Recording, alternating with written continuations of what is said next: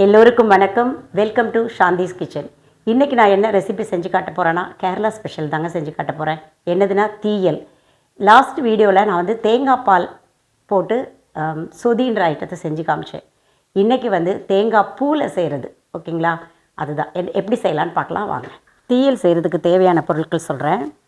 2 spoon முழு மல்லி, 150 gram sambar வெங்காயம், 12 காஞ்ச மிளகாய், கருவேப்பிலை ஒரு குத்து, பூண்டு பல் ஒரு 6, தேவைக்கேற்ப மஞ்சத்தூள், 1 ஸ்பூன் வெந்தயம், 200 ml நல்லெண்ணெய், தேவைக்கேற்ப உப்பு, ஜீரகம் 1 ஸ்பூன், கடுகு உளுந்தம்பருப்பு தாளிக்கிறதுக்கு.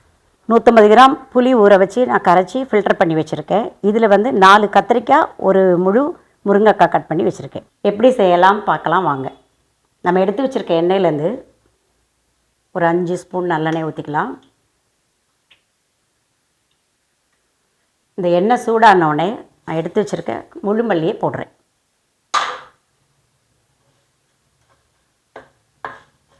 அதுக்கு அடுத்தபடியாக நான் எடுத்து வச்சுருக்க வெந்தயத்துலேருந்து கொஞ்சம் ஒரு 1/4 ஸ்பூன் வெந்தயம், கருவேப்பிலை கொஞ்சம், காஞ்ச மிளகா, இது கூடவே நம்ம எடுத்து வச்சுருக்க வெங்காயத்துலேருந்து ஒரு 7-8 வெங்காயம் போட்டு வதக்கிடலாம்.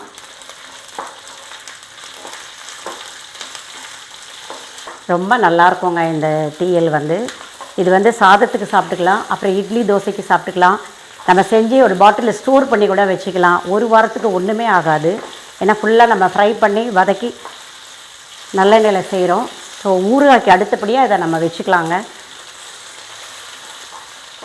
இப்போ இந்த ஸ்டேஜில் இப்போ நான் தேங்காய் பூ போட போகிறேன். முக்கியமானது இந்த தேங்காய் பூங்க. இது நல்லா ஃப்ரை பண்ணணும். அதாவது ஃபுல் தீ வைக்கக்கூடாது, லோ ஃப்ளேமில் வச்சு சுமார் 8 to 10 நிமிஷம் நம்ம பொறுமையாக ஃப்ரை பண்ணணும். இந்த தேங்காவை ஃப்ரை பண்ணுறதுல தான் இந்த தீயலே இருக்குது. இது கம்மியாகவும் ஃப்ரை பண்ணக்கூடாது, அதே சமயத்தில் அதிகமாகவும் கருக விட்டுறக்கூடாது. பொறுமையாக வதக்கணும் இந்த தேங்காய் பூவை.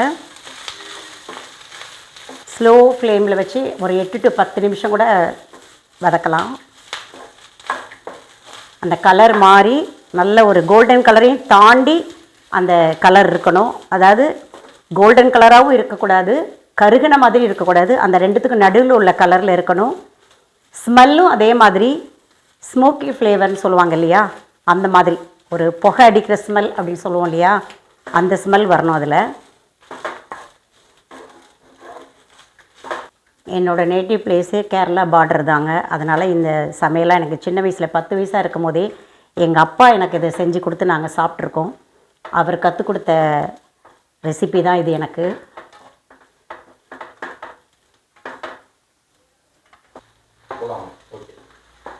அவ்வளோதாங்க தேங்காய் பூ.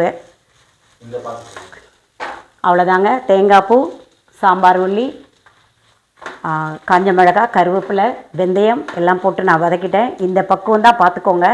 ரொம்ப கருகவும் கூடாது, லைட் கோல்டன் கலர்லேயும் இருக்கக்கூடாது. இதுக்கு நடுவில் உள்ள அதன் பக்குவத்தில் நம்ம வறுத்து வச்சுக்கணும். அவ்வளோதான். நான் ஸ்டவ் ஆஃப் பண்ணுறேன். இது ஆறுனதுக்கப்புறம் நான் மிக்சியில் அரைச்சிட்டு உங்களுக்கு காட்டுறேன். இப்போ தீயல் எப்படி செய்யலான்னு பார்க்கலாம். நம்ம பேலன்ஸ் இருந்த ஆயில் அப்படி ஊற்றிடலாம். கடுகு உளுந்தம்பருப்பு, ஜீரகம், வெந்தயம், பூண்டு, கருவேப்பிலை, சாம்பார் வெங்காயம் பேலன்ஸ் எடுத்து வச்சுருந்தோம் இல்லையா.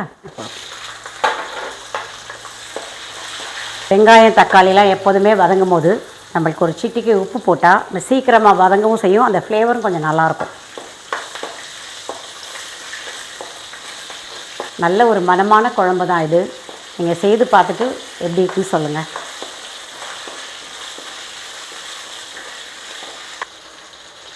மஞ்சத்தூள் கொஞ்சம் போடுறேன்.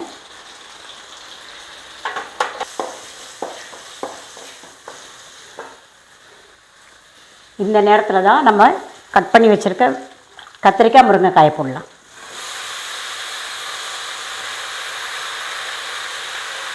எப்போதுமே வெஜிடபிள்ஸ் போட்டோன்னா நம்ம இந்த ஆயிலில் ஃப்ரை பண்ணுற வெஜிடபிள்ஸ் நல்லாயிருக்குங்க. சாப்பிடும் பொழுது நல்லாயிருக்கும், சீக்கிரமாகவும் நம்மளுக்கு பாயில் ஆயிரும். இந்த காயிலே கொஞ்சம் உப்பு போடலாம். ஒரு 5 நிமிஷம் வதக்குங்க போதும்.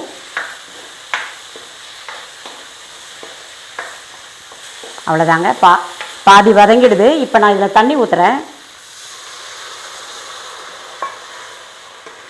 இது நல்லா கொதிக்கட்டும். கொதித்து இந்த காய் நல்லா வேகட்டும். வெந்ததுக்கப்புறம் நம்ம வதக்கி வச்சோம் இல்லையா ஒரு மசாலா, அதை அரைச்சி தான் நான் இப்போ அதில் ஊற்றுவேன். அதை உங்கள்கிட்ட காட்டுறேன். இந்த நேரத்தில் நான் புளி ஊற வச்சு கரைச்சி ஃபில்டர் பண்ணி வச்சுருக்கேன். அதை ஊற்றுறேன். இது ஒரு 2 நிமிஷம் கொதிக்கட்டும். கொதிச்சதுக்கப்புறம் அந்த மசாலாவை போடலாம்.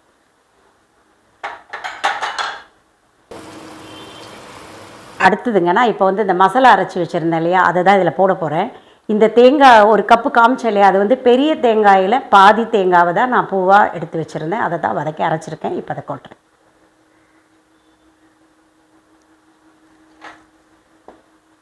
இது கொதிக்கும் போதே நல்ல ஒரு வாசனை வருங்க. செம்மையாக இருக்கும். அந்த நல்லெண்ணெயில் வேறு செய்கிறோம்.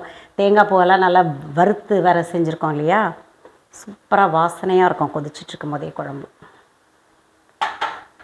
நான் ஃபஸ்ட்டு வெங்காயம் வதக்கும் போது கொஞ்சம் உப்பு போட்டேன். அப்புறம் காய்கறி போட்டோன்னே கொஞ்சம் போட்டேன். இப்போ மெயினான குழம்புக்கு தேவையான உப்பை நான் போடுறேன். அவ்வளோதாங்க. இதுதான் பக்குவம். எண்ணெய் திரிஞ்சு வந்திருக்கு பாருங்கள். இந்த பக்குவத்தில் நம்ம ஆஃப் பண்ணிடலாம். லாஸ்ட்டாக கருவேப்பிலை போட்டு ஆஃப் பண்ணிடுவோம். பாருங்கள் எவ்வளோ பார்க்கவே எவ்வளோ பியூட்டிஃபுல்லாக இருக்குது. வாசனை அப்படி மூக்க தூக்குது. ஸ்டவ் ஆஃப் பண்ணிடுறேன். அவ்வளோதாங்க. இந்த ரெசிபி எப்படி செய்கிறதுன்னு பார்த்தோம். இந்த ரெசிபி உங்களுக்கு பிடிச்சிருந்ததுன்னா லைக் பண்ணுங்கள், ஷேர் பண்ணுங்கள், கமெண்ட் பண்ணுங்கள், முக்கியமாக சப்ஸ்கிரைப் பண்ணுங்கள். நீங்கள் சப்ஸ்கிரைப் பண்ணால் மட்டும்தான் நான் செஞ்சு காட்டுற வீடியோஸ் எல்லாம் உங்களால் பார்க்க முடியும். அடுத்து ஒரு புது புது ரெசிபியோடு உங்களை நான் சந்திக்கிறேன். நன்றி, வணக்கம்.